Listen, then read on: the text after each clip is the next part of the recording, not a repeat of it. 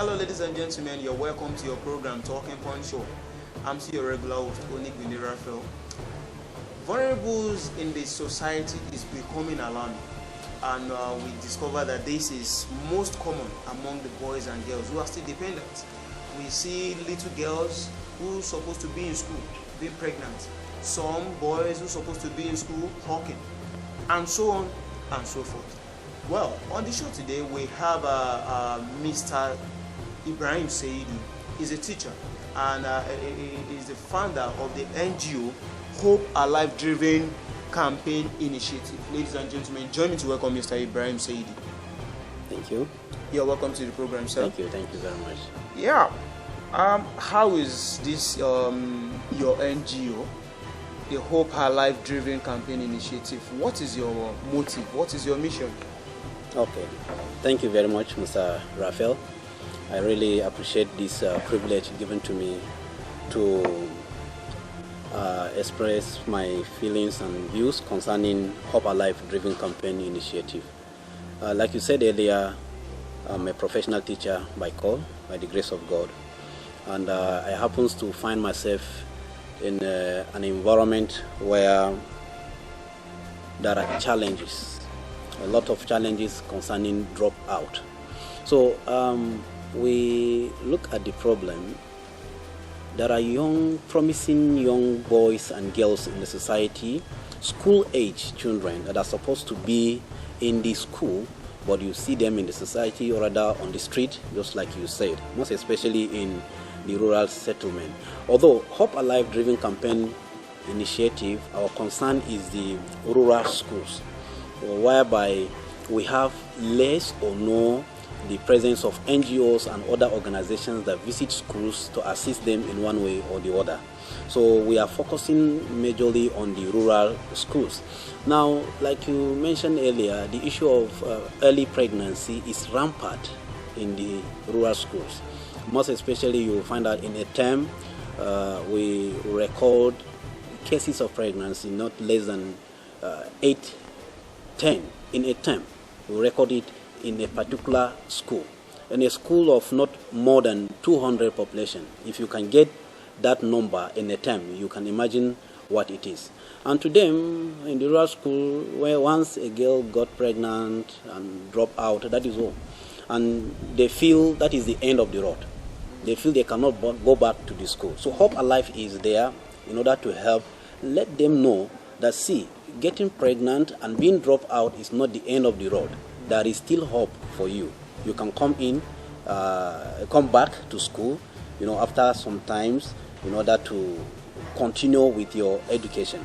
That is why Hope Alive is there. Then we have another set of dropout, which is through drugs, though that one is limited. The number of dropout as a result of drugs is not much as compared to that of pregnancy. Okay, now, in a society where the wrong thing is the right thing to them, how do we correct this? That is why Hope Alive is there. It took us long time before this initiative will come to an existence. We have been doing it underground, at our personal level. We'll visit them, we ask them of their problems and see how this will come to an end. But then, we feel to do it under an organization, maybe in partnership with other NGOs out there, will help to foster bringing the problem to an end than when someone is just following it at the personal ground. Then, one of the strategies we adopt in order to curtail this issue of incidence of pregnancy among the rural schools is to see how we can create awareness among the young boys and girls in the society. Because of course, we cannot just say the girls that are getting pregnant. It's somebody that pregnant them, which is also from the boys. So it's to create awareness, to let them know the value of education. Lack of exposure is one of the major problems in the rural schools there. Some of them take that as a culture. So, okay, we're able to see them and talk to them and let them know that even their own culture does not support early pregnancy. So therefore, there is need for them to understand the value of education. Now, like the vulnerables, those that are victims already, we have, a class for them. We can invite, if they wish to join the regular class, fine. If they choose, maybe they want to have a separate class, we have it for them. Then we also have a school acquisition center being created for such, so that we can if she feels she don't want to go back to classroom, okay, that is a skill for her to learn.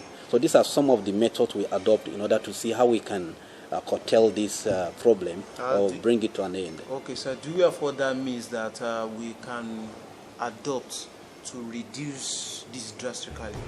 Well, the means to adopt, one cannot do it alone.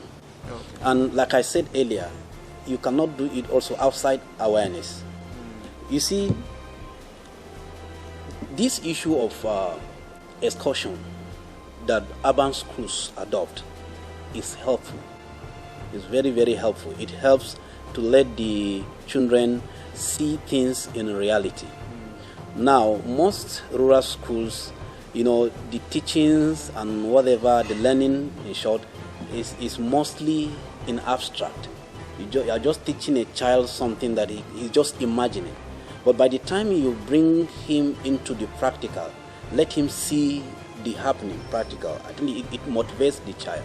It let the child understand the importance of that. So, no lack of exposure, which I believe is part of the aim of this organization, to take them out for excursion. Let them go to higher institutions to see their mates. Because in the rural schools, you see in JSS1, JSS2, JSS3, there are university, age students in those classes. So let them go and see their age mates in the university. And see what they are achieving. And see what they are achieving. Even in some offices, there are their age mates. So let them go and see real things. Let them see things in reality. Okay. At least by that, it will encourage them and expose them to some, certain areas that will motivate them to continue further their education. Now, for the school dropouts, Right. How do you think they can still be successful? Oh in yes, life? yes. That is why the name Hope Alive. We try to let them know that there is hope for them. No matter how it is, there is hope for them. And that is why, by the grace of God, the acquisition center is there. And that is why, by the grace of God, those that said they really are interested to further their education, some of them will tell you they don't have money. Hope Alive is there, ready to sponsor them into the education. So I think these are two major ways we put in place in order to see that we encourage the dropout to come back to school. You see a girl of 18, 20 years with a baby, backing baby, going to the bush, carrying firewood, coming back and think that is life, that is all. No, we want to let them know that, see, you can drop that baby. Your baby, you can drop her. Hope Alive can still take care of your baby, take her to a school, and you yourself will take you back to school. And so how is Hope Alive going to come in to sponsor, to give that hope? Yeah. Do you give scholarship, or you have a means of partnership whereby scholarship can be provided? I don't know what's... Yes, we have a means of partnership with other NGOs and some other organizations. We are partnering with them in order to give scholarship to these vulnerable students. Our concern is that at the end of the day, we won't mind how much it will cost. Our concern is that at the end of the day, that we may have something achievable at the end of the day. So we have organizations that are ready to support.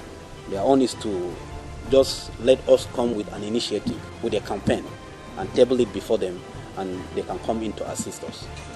Yeah. That's a very nice one, sir. Okay. And now, do we have vulnerables among the poor alone? Really, it's not among the poor alone. We have it even in the larger society, in the urban society, though you cannot compare the percentage here. It mostly happen in the rural schools, but among the urban schools also we have such, but it's not much compared to that of rural schools. Okay, now. So now, what's the vulnerability assessment of boys and girls in our society?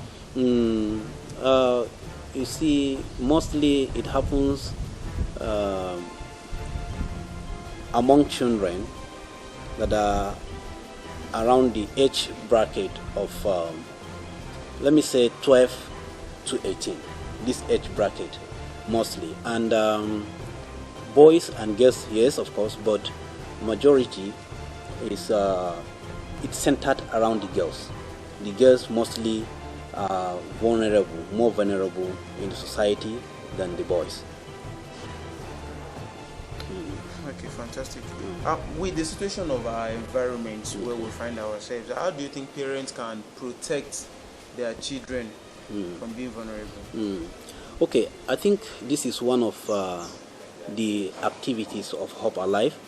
We go to schools and we liaise with the school authority to help us invite parents through Parent Teachers Association, that is PTA of schools.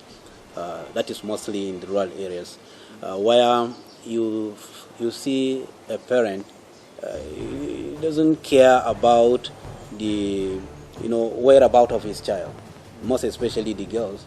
You come to a home around 6, 7, 8 in the night and say, "Why is your daughter?" You say, "You don't know where she is." Sometimes even 2, 3 days. You wouldn't know where she is, and the next day when she come back, he doesn't care to ask, "Where are you coming from?" So these are some of the challenges. So now Hope Alive is there by the grace of God to bring the attention of the parent concerning their children, to let them know that the responsibility of taking care of these children lies on their neck, and to let them also know that the future of that society, the future of that family lies in the life of these children, that they just leave them without controlling their whereabouts. And therefore we intend to let the parent understand we cannot really teach them or force them to do that, but we just want to create awareness.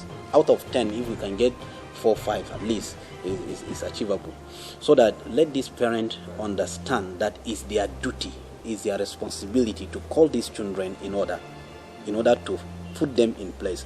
They will not continue to farm. How many years? Okay, this parent inherited farming from his father. His father inherited it from his forefathers. You understand? So will it continue like that? We are not saying farming is not good. Farming is good, quite okay, but it's better if you go to school. If you go to school and come back, your farming system will be different from the other person that have not gone to school. So we want to let them know that this school of 18 that has come close to them is a privilege for them to be introduced into the larger society and become something in the society. Whenever I have the privilege to speak to them, if I visit the rural schools or any community, what I used to tell them is that I challenge them. I say, okay, look at these big farmlands around you. Is there any indigenous farm owner in this area? They will say no. I say, why? It's your land. Do you know what made that person to own that farmland around you, to come and chase you and claim that land? They will say yes. I'll say, what is it? They will say education. I say, fine. That means you know. So go to school. If you go to school, you will be in the position of this man tomorrow, and you will also claim a land there. And it's even better for you as an indigenous farm owner, because you know that it's your people. You know how to defend them. You know how to treat them. Rather than the way some people are treating them here, they come and just chase them out. They won't mind where they will go and settle down. Some of them, yes, they are caring. They can give them some compensation. Some of them, they don't care whether they have a place to settle down or not. So, if it is somebody from you, I want to believe that it will be easier. Or doing it will also find a favorable way in order to curtail that problem. Okay, sir. What is Hope Alive driven campaign initiatives boundary? Like your location, where do you tend to cover? Is it for people in Abuja alone, or a particular state, or Nigeria, or international? Okay. By the grace of God, Hope Alive driven campaign initiative is a very big dream by the grace of God. Though we started in the rural area, in a particular area council, and our hope is to see that we reach the entire FCT, and if possible, we also extend hand to the nearby states, because there are neighboring states, sharing boundary with the FCT. Sometimes you won't even know that this is FCT or this is the other state. We can also, touch such states, and if possible, the entire Nigeria. By the grace of God, we are partnering with an NGO in Port Harcourt. So you see, it's not limited to this area. By the grace of God, we are going interstate and we are going international. Hopefully. Wonderful. Yeah. Wow, it's been an amazing time with you, Thank Mr. you. Ibrahim. Thank you very much. Thank you for coming to the show. Thank you very much. Thank you for coming. Thank you.